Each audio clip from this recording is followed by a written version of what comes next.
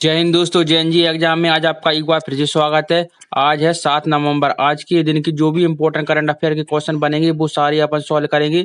जो आने वाले 2025 या 26 में होने वाले, अगर आप यूपीएससी का पेपर भी लिखेंगे तो आपके सारे क्वेश्चन इसी में बन जाएंगे। वो आपको अनुभव हो जाएगा कि कैसे क्वेश्चन लिखते हैं, क्योंकि हम आपको सारे क्वेश्चन करवाएंगे करंट अफेयर, उसके संगे इंपॉर्टेंट जानकारी देंगे। जो आपके 2025 में कोई भी एग्जाम होगा वो सारे इसी में से फंसना, इतनी हमारी गारंटी है। एक सिंगल क्वेश्चन आपके बाहर नहीं जाएगा, चाहे आप यूपीएससी का देना, स्टेट पीएससी का मेंस लिखना, या फिर आप एसएससी का पेपर देना, रेलवे के देना, बैंक के देना, डिफेंस का देना, पुलिस का कोई भी देना, सारे इसी में से फंसेंगे। तो चलिए स्टार्ट करते हैं आज के क्वेश्चन।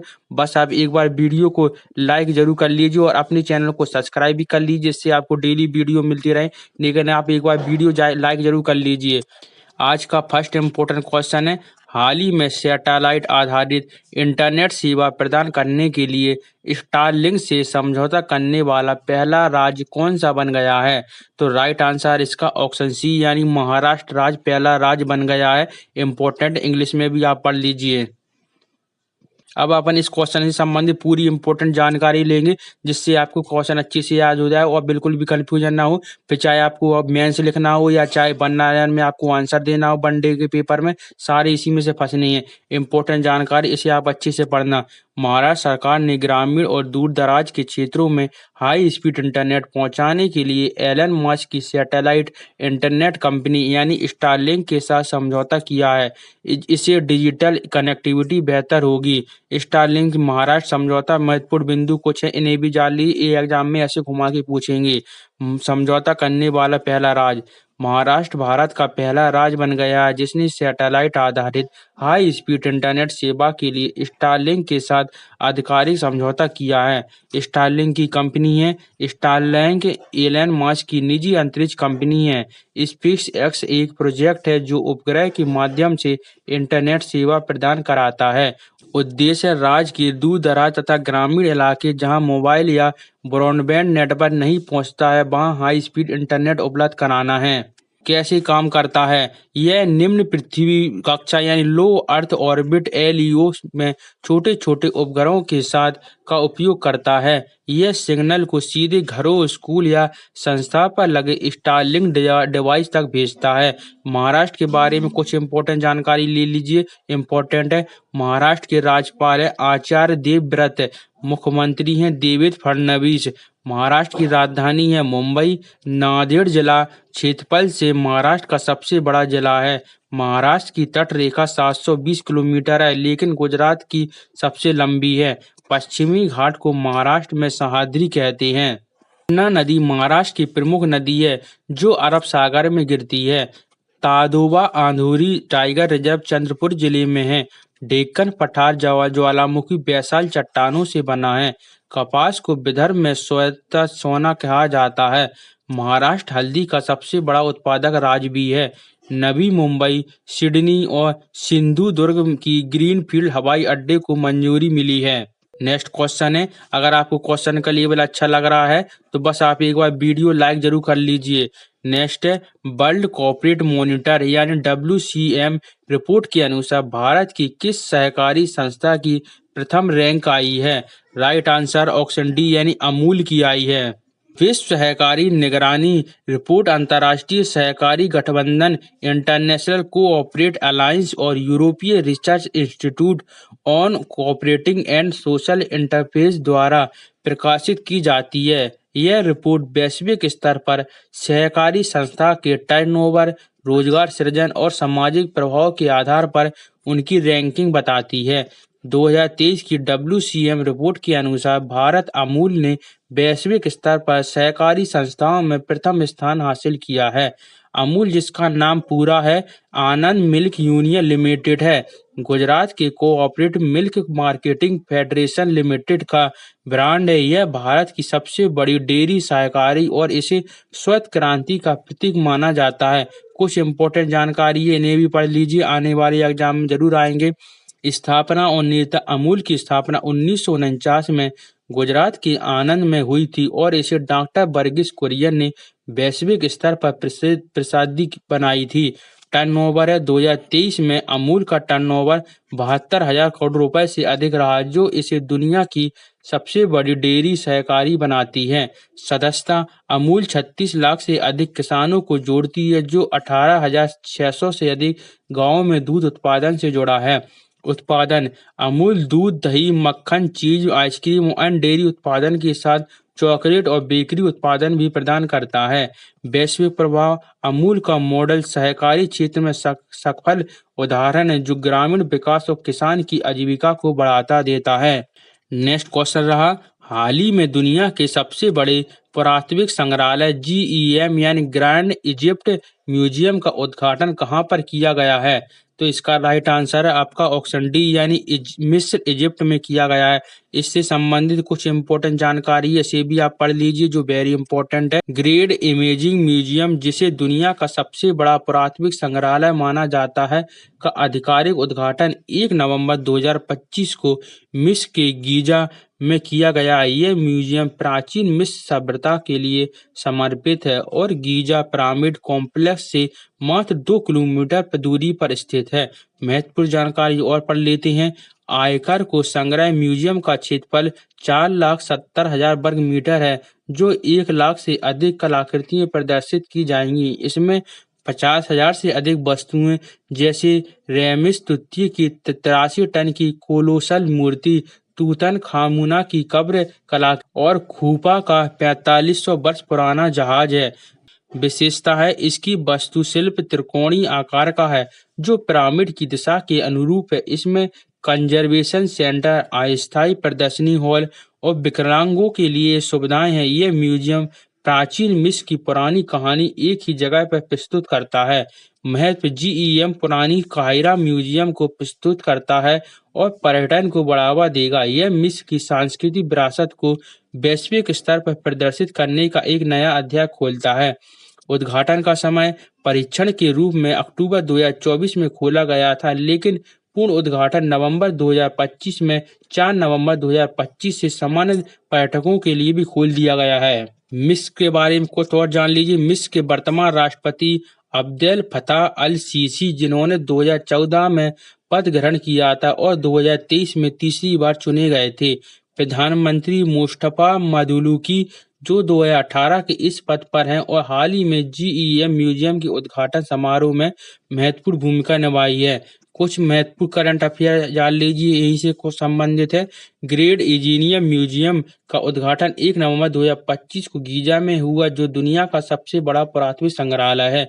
अमेरिका ने 2025 में मिस्र को 1.3 बिलियन की सैन्य सहायता जारी की, जो क्षेत्रीय स्थिरता के लिए महत्वपूर्ण है। मिस्र और इथियोपिया के बीच नील नदी जल विवाद बढ़ा, जिसमें GERD बांध पर बातचीत विफल रही है।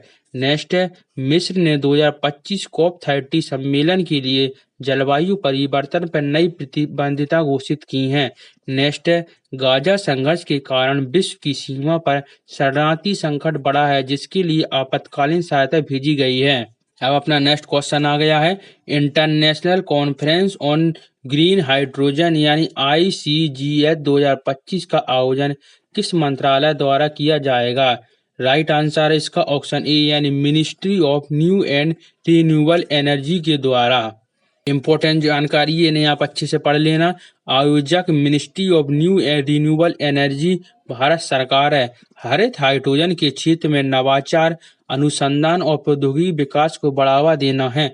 स्वच्छ ऊर्जा समाधानों के लिए वैश्विक उपयोग सहयोग को प्रोत्साहित करना है। भारत के नेशनल ग्रीन हाइड्रोजन मिशन के लक्ष्यों को समर्थन देना है, जो 2030 तक भारत को हरित हाइड्रोजन उत्पादन और निर्यात में वैश्विक नेता बनाने का लक्ष्य रखता है।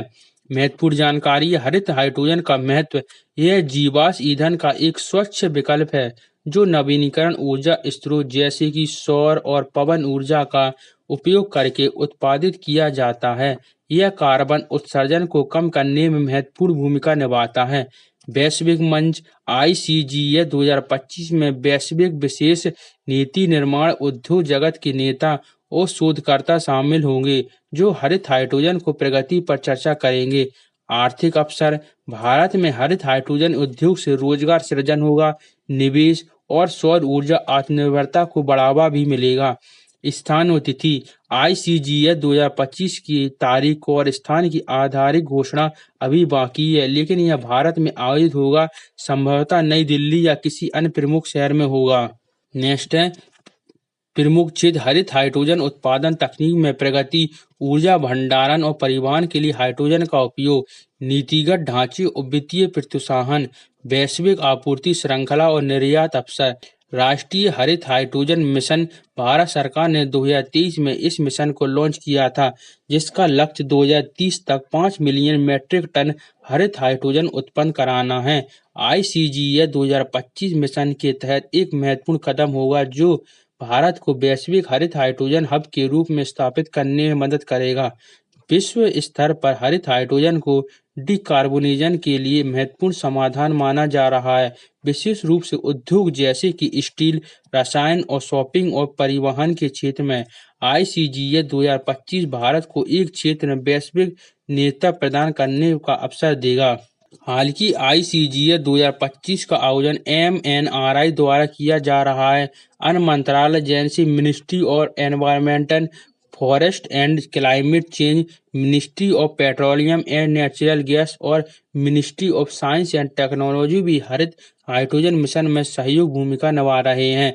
उदाहरण के लिए MOC EFCC पर्यावरण नीतियों और जलवायु परिवर्तन लक्ष्यों के लिए, MOP PNG हाइड्रोजन के परिवहन और भंडारण के लिए बुनियादी ढांचे के विकास में, MOST अनुसंधान को तकनीकी नवाचार के लिए। नेक्स्ट क्वेश्चन है, देख लीजिए। हम आपको एक क्वेश्चन के साथ उसकी पूरी डिटेल दे देते हैं, जिससे आपको क्वेश्चन अच्छे से याद हो जाए, लेकिन आप अच्छे से पढ़ना, पूरी वीडियो लास्ट तक देखना।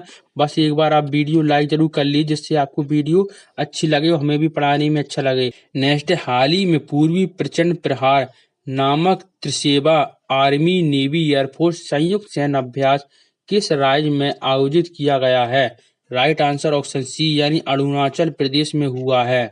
इम्पोर्टेंट है, हाल ही में आयोजित पूर्वी प्रचंड प्रहार त्रिसेवा आर्मी नेवी एयरफोर्स संयुक्त सैन्य अभ्यास अरुणाचल प्रदेश के मेचुका क्षेत्र में 11 से 15 नवंबर 2025 तक आयोजित किया जा रहा है। यह अभ्यास भारत की पूर्वी कमान के तहत हो रहा है, जो वास्तविक नियंत्रण रेखा LAC से लगभग 30 किलोमीटर दूर पर स्थित है।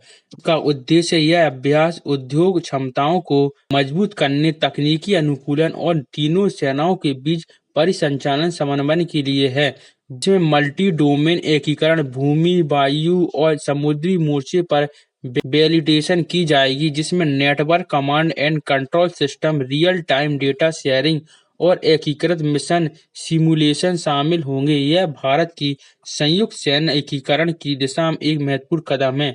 इसकी विशेषता है, यह उच्च ऊंचाई वाले दुर्गम इलाके में आयोजित हो रहा है, जो उभरते सैन्य खतरों से निपटने की तैयारी को मान्यता प्रदान करता है। इसमें नई रूप से गठित भारतीय सेना की यूनिट्स जैसे Bhairav battalion, Ashwini platoon infantry और त्रिव्यस्त्र आर्टिलरी ब्रिगेड का पहला तैनाती होगी। अभ्यास में उन्नत निगरानी, स्ट्राइक क्षमता और मल्टी डोमेन ऑपरेशन प्लानिंग का प्रदर्शन रहेगा। पृष्ठभूमि है, यह अभ्यास 2023 के भाला प्रहार और 2024 के पूर्वी प्रहार के बाद भारत की त्रिसेवा एकीकरण श्रृंखला का अगला चरण है। इससे पहले मार्च 2025 में प्रचंड प्रहार नामक एक समान अभ्यास अरुणाचल प्रदेश में भी हुआ है, जो एविएशन एसेट्स पर फोकस करता है। अब अरुणाचल प्रदेश के बारे में कुछ और जान लेते हैं। अरुणाचल प्रदेश के गवर्नर यानी राज्यपाल हैं लेफ्टिनेंट जनरल केवलाया त्रिविक्रम परनाइक है। यहाँ के मुख्यमंत्री चीफ मिनिस्टर हैं पेमा खांडू भाजपा से हैं, जो 2016 से अभी तक हैं। तमांग फेस्टिवल होता है यहाँ पर 27 से 31 अक्टूबर को आयोजित। मोनपा जनजाति की सांस्कृतिक नेता और बुद्धि विरासत को प्रदर्शित करने वाला प्रमुख सांस्कृतिक आयोजन है। नेक्स्ट है एटिलिन हाइड्रो प्रोजेक्ट। अक्टूबर में SJVN ने 3097 मेगावाट क्षमता वाले डिबांग वैली प्रोजेक्ट के लिए 269 करोड़ भूमि मुआवजा जारी की। नवीनीकरण ऊर्जा के लिए महत्वपूर्ण है। AFSPA विस्तार। अक्टूबर में गृह मंत्रालय ने तिरसाप, चांगलांग और लोहडी जिले में सशस्त्र बल विशेषाधिकार अधिनियम को 6 महीने के लिए बढ़ाया है, सीमा सुरक्षा के लिए।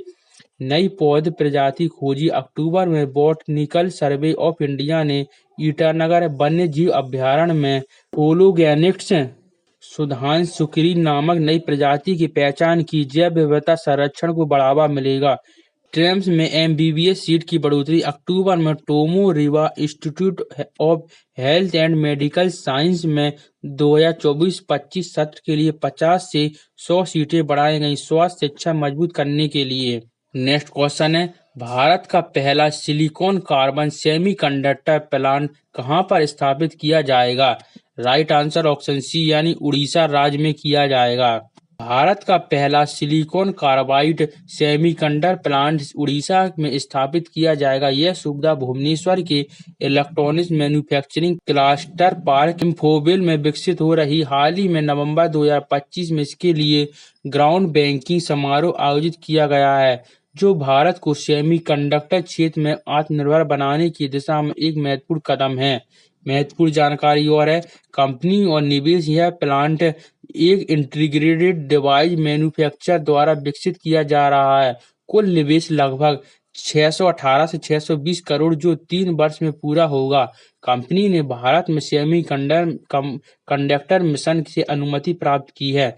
क्षमता और संचालन, इंटीग्रेटेड फैसिलिटी में वार्षिक 60,000 बेकर्स प्रोसेसिंग और 9.6 करोड़ यूनिट्स की पैकेजिंग क्षमता होगी। यह असेंबली, टेस्टिंग, मार्किंग और पैकेजिंग सुविधा के रूप में शुरू होगी और पूर्ण संचालन 2027 से 28 तक अपेक्षित है। उद्देश्य है silicon carbide and advanced semiconductor सामग्री को इलेक्ट्रॉनिक वाहनों, EV, renewable energy, solar inverters, power electronics और हाई वोल्टेज एप्लीकेशन की उपयोग होती है। यह प्लांट भारत की ईवी और ग्रीन एनर्जी सेक्टर को मजबूत करना, आयात पर निर्भर कम करेगा। आर्थिक प्रभाव, उड़ीसा को सेमीकंडक्टर हब बनाने की दिशा में यह कदम महत्वपूर्ण है। इससे हजारों नौकरियां सृजित होंगी, स्थानीय स्किल डेवलपमेंट बढ़ेगा और राज्य की अर्थव्यवस्था को बूस्ट मिलेगा। राष्ट्रीय संदर्भ, यह भारत सरकार की सेमीकंडक्टर मिशन का हिस्सा है, जो 2024 से शुरू हुई पहल के तहत विकसित हो रही है। इससे पहले RIR पावर इलेक्ट्रॉनिक्स लिमिटेड ने यूनिट के लिए ग्राउंड ब्रेकिंग किया था, लेकिन सेमीकंडक्टर की यह सुविधा देश की पहली पूर्ण सेमीकंडक्टर प्लांट के रूप में उभर रही है। उड़ीसा के कुछ इम्पोर्टेंट जानकारी भी आप पढ़ लीजिए जो इम्पोर्टेंट है। उड़ीसा के राज्यपाल हैं डॉक्टर हरि बाबू कंबापति और मुख्यमंत्री हैं, चीफ मिनिस्टर हैं मोहन चरण मांझी भाजपा से हैं।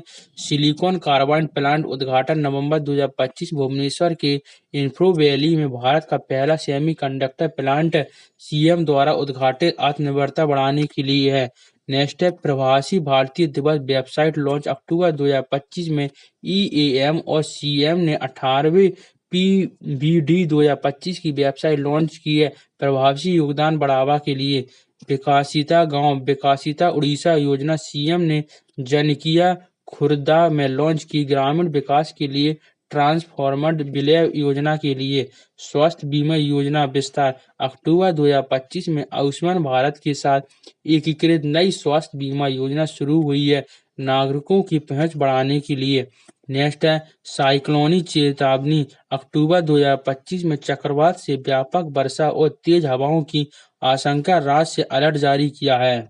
नेक्स्ट क्वेश्चन आ गया है, हाल ही में CBSE ने पहली अंतर्राष्ट्रीय सदस्यीय बैठक कहां पर आयोजित की है? राइट आंसर ऑप्शन सी यानी दुबई में की है। केंद्रीय माध्यमिक शिक्षा बोर्ड CBSE ने हाल ही में अपनी पहली अंतर्राष्ट्रीय सहोदया सम्मेलन दुबई, संयुक्त अरब अमीरात UAE में आयोजित की है। यह फर्स्ट इंटरनेशनल 31वीं annual conference of Sahodaya school complex के रूप में है, जो 3 से 5 नवंबर 2025 को ग्रेड हयात दुबई में हुआ है। यह सम्मेलन CBSE की वैश्विक पहुंच को मजबूत करने का एक ऐतिहासिक कदम है, जो पहली बार भारत के बाहर आयोजित हुआ है। कुछ इम्पोर्टेंट जानकारी इन्हें भी देख लीजिए। तिथि और स्थान 3 से 5 नवंबर 2025 को दुबई के ग्रेड हयात होटल में आयोजित एमिरेट्स सहोदा स्कूल कॉम्प्लेक्स UAE की गल्फ सहोदा के सहयोग से 1000 से अधिक स्कूल लीडर्स और एजुकेटर्स को एकजुट करने वाला 2-3 दिवसीय इवेंट था।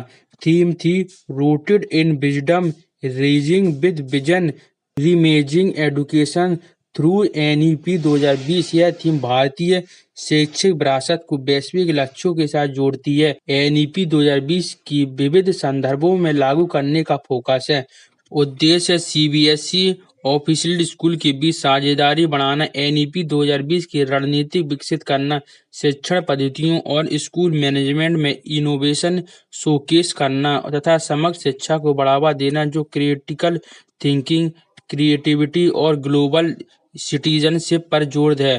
प्रमुख घोषणा सम्मेलन में सीबीएसई ने 2026-27 से कक्षा 9 से 10 सब्जेक्ट के लिए स्टैंडर्ड और एडवांस लेवल पेश करने की घोषणा की है। साथ ही अप्रैल 2026 में से यूएई और अन्य विदेशी सीबीएसई स्कूल में सीबीएसई ग्लोबल करिकुलम लागू होगा जो भारतीय मूलों पर आधारित किफायती विश्व स्तरीय पाठ्यक्रम है। नई पहल है holistic program card middle stage student के लिए लॉन्च किया गया है जो पारंपरिक मार्क बेस्ड रिपोर्टिंग से हटाकर फाउंडेशन लिटरेसी, न्यूमरेसी और व्यक्तिगत लर्निंग पर फोकस करता है। प्रमुख वक्ता सीबीएसई चेयरमैन राहुल सिंह ने गल्फ के क्षेत्र में सीबीएसई फैमिली का ब्रिज बताया है। अन्य उपवक्ताओं ने doctor Pragya M Singh, director academics, Himanshu Gupta, secretary, doctor Ram Shankar, director CBSE regional office Dubai और भारत के कंसल जनरल सतीश कुमार सिभन शामिल थे। वैश्विक महत्व यूएई में 106 सीबीएसई स्कूल और गल्फ में कुल 213 स्कूल 2.5 लाख स्टूडेंट को सर्विस देते हैं। सम्मेलन GCC ministries Oman, Bahrain, Kuwait, Qatar, UAE के साथ सहयोग पर चर्चा करता है जिसमें करिकुलम, कॉन्टेक्चुअलाइजेशन, टीचर और ट्रेनिंग और सर्टिफिकेट रिएक्शन शामिल है। सहोदया का संदर्भ सहोदया सीबीएसई स्कूल के क्लस्टर है जो सहयोग, इनोवेशन और एकेडमिक असेंबली को बढ़ावा देते हैं। यह पहला इंटरनेशनल वर्जन भारत के बाहर आयोजित होने से सीबीएसई को ट्रूली ग्लोबल बोर्ड बनाने में मदद करेगा। नेक्स्ट है भारत के किस बैंक का नाम बदलकर इंफ्रास्ट्रक्चर डेवलपमेंट बैंक आईडीबी किया गया है? राइट आंसर ऑप्शन ए यानी नाबार्ड का बैंक नाम। National bank for financing infrastructure and development Bharat सरकार की एक प्रमुख विकास वित्तीय संस्था जो इंफ्रास्ट्रक्चर सेक्टर को लंबी अवधि का फंडिंग प्रदान करने के लिए स्थापित की गई थी। यह भारत की इंफ्रास्ट्रक्चर डेवलपमेंट को बढ़ावा देने की महत्वपूर्ण भूमिका निभाती है। इसकी स्थापना वर्ष 2021 में संसद की act national bank of finance infrastructure and development act 2021 के तहत यह 19 अप्रैल 2021 से प्रभावी हुई थी। उद्देश्य इंफ्रास्ट्रक्चर प्रोजेक्ट के लिए non term non resource finance की कमी को पूरा करना है, बॉन्ड्स और डेरिवेटिव्स मार्केट को मजबूत करना तथा सस्टेनेबल इकोनॉमिक ग्रोथ को बढ़ावा देना है। नाम परिवर्तन हुआ है। हाल ही में रिपोर्ट्स के अनुसार नैफेड का नाम बदलकर इंफ्रास्ट्रक्चर डेवलपमेंट बैंक किया जाएगा। यह कदम इंफ्रास्ट्रक्चर फाइनेंस को और अधिक फोकस्ड बनाने के लिए उठाया जा रहा है। यह भारत का पहला डेडिकेटेड इंफ्रास्ट्रक्चर बैंक बनेगा। मुख्य कार्य और इसकी भूमिका finance, transportation, energy, urban development, logistic और रूरल कनेक्टिविटी जैसे सेक्टर में लंबी अवधि के लोन, ब्लेंडेड फाइनेंस और पार्शियल क्रेडिट एनहांसमेंट प्रदान करना है। सस्टेनेबल फोकस ग्रीन इंफ्रास्ट्रक्चर और क्लाइमेट डेडली प्रोजेक्ट को प्राथमिकता जैसे रिन्यूएबल एनर्जी और इको फ्रेंडली डेवलपमेंट करना है। बैंक की मदद पारंपरिक बैंक पर फाइनेंशियल स्ट्रेस कम करना और एनएफएक्स सपोर्ट देना है। नेशनल इंफ्रास्ट्रक्चर पाइपलाइन 2020 में लॉन्च हुई एनआईपी को सपोर्ट करना और पूरे देश में वर्ल्ड क्लास इंफ्रास्ट्रक्चर डेवलपमेंट करना है। शेयर होल्डिंग पूरी तरह से भारत सरकार के पास है। नियामक reserve bank of India RBI द्वारा रेगुलेटेड और यह भारत की 5वीं ऑल इंडिया फाइनेंस इंस्टीट्यूट है। मैनेजमेंट में वर्तमान मैनेजिंग डायरेक्टर राज किरण राय जी हैं। परफॉर्मेंस रिव्यू नवंबर 2024 में वित्त मंत्री निर्मला सीतारमण ने नेफेड की प्रगति की समीक्षा की जिसमें इंफ्रास्ट्रक्चर बॉन्ड्स के लिए partial credit enhancement facility setup पर चर्चा हुई है। अंतर्राष्ट्रीय सहयोग दिसंबर 2024 में एशियन डेवलपमेंट बैंक के साथ लेटर ऑफ इंटेंट साइन किया, जो इंफ्रास्ट्रक्चर फाइनेंस और क्लाइमेट फाइनेंस कैपेसिटी बिल्डिंग के लिए टेक्निकल असिस्टेंस प्रदान करेगा। प्रभाव नेफिट ने इंफ्रास्ट्रक्चर फाइनेंस गैप को ब्रिज करने में महत्वपूर्ण योगदान दिया है। इससे industrial growth, supply chain efficiency और रूरल डेवलपमेंट को बूस्ट मिलता है। सिडबी है छोटे उद्योगों के लिए है, नाबार्ड है कृषि और ग्रामीण विकास के लिए है, तथा एक्सिम बैंक निर्यात आयात फाइनेंस के लिए है। नेक्स्ट क्वेश्चन है, इससे पहले आप एक बार वीडियो को लाइक जरूर कीजिए। हाल ही में भारत ने किस देश को 20 मैट्रिक टन फोर्टिफाइड पोषक तत्वों से भरपूर चावल का निर्यात किया है? राइट आंसर ऑप्शन सी यानी पपुआ न्यू गिनी को किया है। हाल ही में 5 नवंबर 2025 को भारत ने पपुआ न्यू गिनी को 20 मैट्रिक टन फोर्टिफाइड पोषक तत्व से युक्त चावल का निर्यात किया। यह निर्यात कृषि एवं प्रसंस्करण खाद्य उत्पादन निर्यात विकास प्राधिकरण द्वारा सुगम बनाया गया, जो भारत सरकार का एक प्रमुख संगठन है। यह कदम भारत की कृषि निर्यात महत्वाकांक्षाओं को मजबूत करने और वैश्विक पोषण सुरक्षा को बढ़ावा देने के लिए दिशा में एक महत्वपूर्ण उपलब्धि है। निर्यात का विवरण 20 मैट्रिक टन लगभग 20,000 किलोग्राम उत्पत्ति स्थान है छत्तीसगढ़ राज्य से, जो भारत का एक प्रमुख चावल उत्पादन क्षेत्र है। ये निर्यात राज्य की बढ़ती कृषि निर्यात क्षमता को दर्शाता है। गगनयान कहाँ पर गया? पपुआ न्यू गिनी, जो दक्षिण प्रशांत क्षेत्र में स्थित एक द्वीपीय राष्ट्र है। यह निर्यात नए भौगोलिक बाजारों में भारतीय उत्पादक को पहुंचाना है। तारीख है 5 नवंबर 2025 को घोषित और भेजा गया है। फोर्टिफाइड राइस क्या है? फोर्टिफाइड राइस सामान्य चावल में iron, folic acid, vitamin B12 जैसे सूक्ष्म तत्वों को मिलाकर तैयार किया जाता है। उत्पादन प्रक्रिया: चावल के आटे में पोषक तत्वों का मिश्रण किया जाता है, फिर इसे ऑक्साइड निकालकर प्राकृतिक चावल के दाने जैसा आकार दिया जाता है। इसके बाद इसे सामान्य चावल के साथ निर्धारित अनुपात में मिलाया जाता है। उद्देश्य: कुपोषण मलन्यूट्रिशन को दूर करना, विशेष रूप से विकासशील देशों में जहां चावल मुख्य भोजन है। भारत सरकार ने 2024 में सार्वजनिक वितरण प्रणाली में 100% फोर्टिफाइड राइस को अनिवार्य किया है। इस निर्यात का महत्व है। आर्थिक प्रभाव: यह छत्तीसगढ़ को वैश्विक पोषण केंद्रित खाद्य आपूर्ति श्रृंखला में मजबूत बनाता है। छत्तीसगढ़ चावल निर्यातकों संघ अध्यक्ष मुकेश जैन ने कहा है कि राज्य को फोर्टिफाइड राइस का निर्यात नए बाजारों में विस्तार करेगा, जो भारतीय उत्पादों की बढ़ती गुणवत्ता और आपूर्ति क्षमता पर वैश्विक खरीदारों का विश्वास दर्शाता है। वैश्विक पोषण योगदान: पपुआ न्यू गिनी जैसे देश में कुपोषण एक बड़ी समस्या है। यह निर्यात भारत को वैश्विक स्वास्थ्य पहलू जैसे WHO की सिफारिश में योगदान देने वाला बनाता है। एपीडिया की भूमिका: एपीडिया के निर्यातों को प्रोत्साहन किया, जो प्रमाणन सुनिश्चित किया है। यह भारत की कुल चावल निर्यात 2024-25 से लगभग 22 मिलियन टन का हिस्सा है, जिसे फोर्टिफाइड राइस का हिस्सा बढ़ा है। भविष्य की संभावना: यह निर्यात भारत के अन्य विकासशील देश जैसे कि अफ्रीका, एशियाई राष्ट्रों के साथ फोर्टिफाइड राइस के व्यापार को बढ़ावा देगा। संबंधित आंकड़े: भारत पपुआ न्यू गिनी को चावल का प्रमुख आपूर्तिकर्ता 2021 में यह निर्यात 19 अमेरिकी डॉलर मिलियन तक पहुंचा था। 2023-24 में भारत के पपुआ न्यू गिनी को कुल 16 चावल शिपमेंट हुई है, लेकिन फोर्टिफाइड राइस का यह पहला प्रमुख बैच भेजा गया है। नेक्स्ट इम्पोर्टेंट क्वेश्चन: हाल ही में हरियाणा राज्य महिला आयोग का ब्रांड एम्बेसडर किसे नॉमिनेट किया जाएगा? राइट आंसर है ऑप्शन ए यानी शेफाली वर्मा को। हाल ही में हरियाणा राज्य महिला आयोग ने भारतीय महिला क्रिकेटर शेफाली वर्मा को अपना 2026 ब्रांड एम्बेसडर नॉमिनेट करने का निर्णय लिया है। मात्र 15 साल की उम्र में उन्होंने अंतर्राष्ट्रीय क्रिकेट से डेब्यू किया था। T20 में सबसे कम उम्र में शतकवीर यानी 16 वर्ष 5 माह में वह आ गई थी। 2020 में T20 वर्ल्ड कप फाइनल में ऑस्ट्रेलिया के खिलाफ शानदार प्रदर्शन किया है।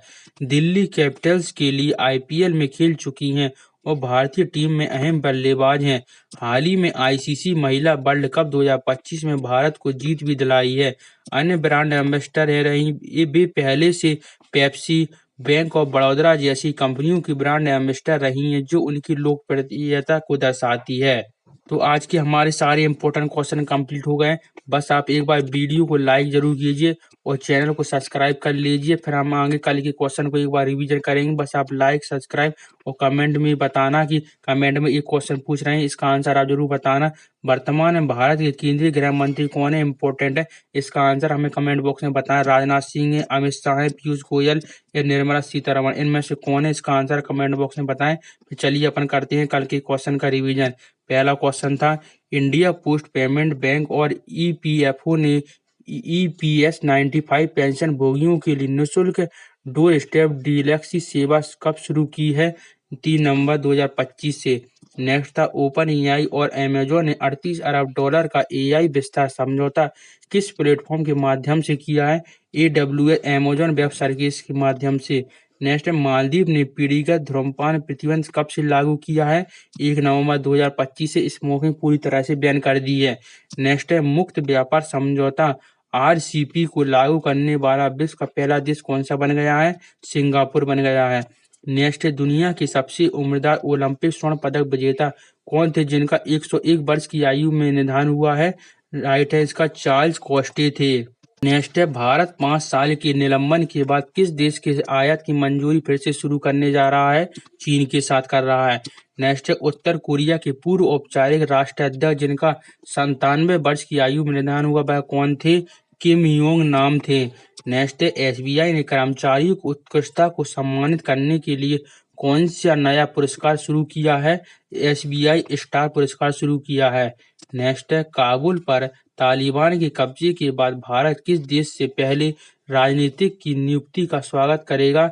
राइट आंसर है इसका, अफगानिस्तान के साथ। नेक्स्ट है, दुनिया का पहला सफल थोरियम से थोरियम ईंधन रूपांतरण करने वाला देश कौन सा बना है?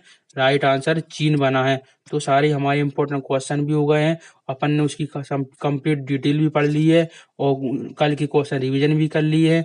बस आपको सिर्फ एक काम करना है कि आपको सिर्फ वीडियो को लाइक करना है और अपने चैनल को सब्सक्राइब करना, इससे आपको टाइम पर वीडियो मिले। और बस, और कमेंट बॉक्स में हमें आंसर जरूर बताना जो क्वेश्चन पूछा था, और कमेंट में कुछ जो भी आपको जानकारी चाहिए वो भी बताइए, क्वेश्चन कैसे लगे हैं और क्वेश्चन कैसे चाहिए वो सब बताइए। कमेंट कीजिए और लाइक कीजिए और फिर मिलती है नेक्स्ट वीडियो। तब तक के लिए बाय दोस्तों, जय हिंद। सब्सक्राइब आप जरूर कर लेना।